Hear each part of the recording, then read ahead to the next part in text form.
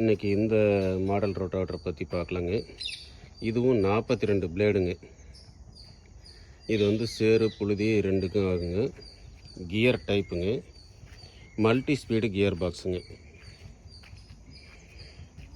நல்ல ஹெவியான ரொட்டாவேட்டருங்க. இது சேறு புழுதிக்காக தயாரிக்கப்பட்டதுங்க. இது 6 அடி 42 பிளேடு. நல்ல ஹெவியாக இருக்குங்க. இது வந்து விலை ரொம்ப கம்மிங்க. 79,800 தாங்க. இது டீலர்ஷிப்புக்காக பண்ணியிருக்கோம். டீலர் கிடைக்கிற வரைக்கும் டைரெக்டாக இதை சேல் பண்ணுவோங்க. கொஞ்ச நாளைக்கு தான் இந்த விலையில் கொடுக்க முடியும். டீலர்கிட்ட போயிட்டால் ரேட் அதிகம் ஆயிரும். இது சேறு புழுதி ரெண்டுக்கும் பக்காவாக இருக்குங்க.